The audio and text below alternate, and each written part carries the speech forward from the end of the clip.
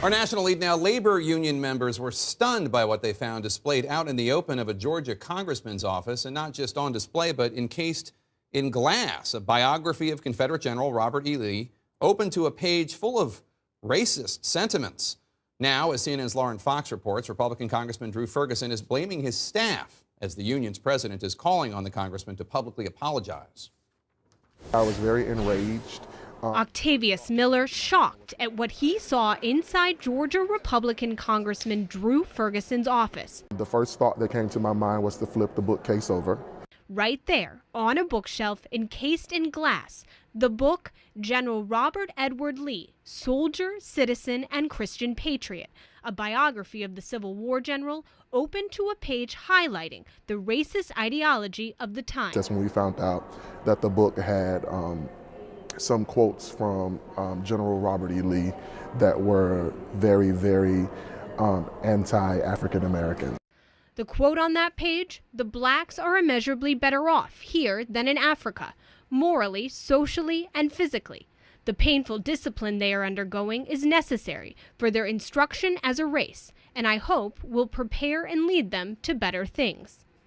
It was just disrespectful. Because of a scheduling conflict, Miller and his fellow union members were unable to meet with Ferguson, but a representative from the group later called the congressman's office to complain about what they saw. The next day, the congressman's chief of staff called Miller to privately apologize and tell him the book had been removed. In an interview with CNN, Ferguson blamed the book's presence on his staff and said it did not represent his own views.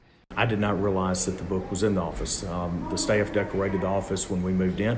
It's not something that I ever remember seeing there. I certainly was offended by the remarks in that book, as anybody would be, and that's why it's no longer in the office.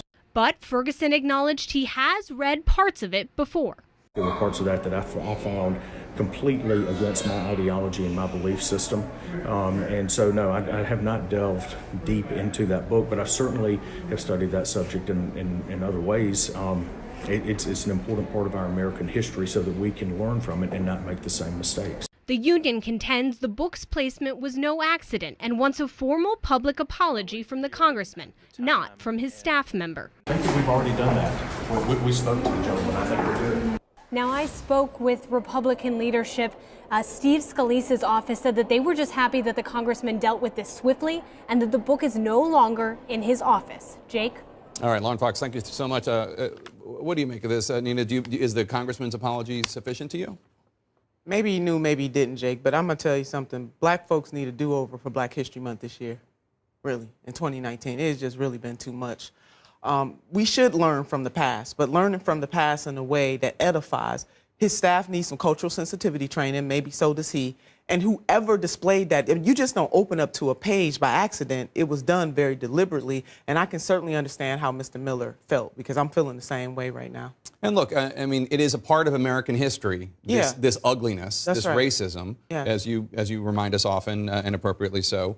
It might be anybody that has historical books, might have some with passages like that, but why was it encased in glass and open to that page? I mean, that's the mystery here. That's right. Yeah, I mean, I'm rarely rendered speechless about things, and this one did leave me somewhat speechless. I mean, it's not. I mean, to even think it could be just tossed off as like a staff mistake.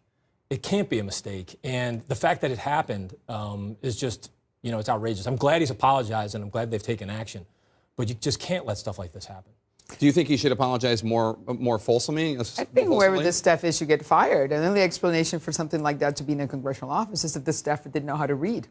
And obviously they knew how to read. So I think it's problematic. I think it's obviously a problem for the congressman and his constituents, a problem for the visitors, and I think it should be dealt with. Somebody put the book there. That's right. Who put the book there? That person should answer. Why? And what's upsetting about this also, I can imagine, for the union representatives who went there to meet with their congressman and just do what Americans do, meet with their congressman, talk to them, and then they have to encounter this. They have to encounter this pain.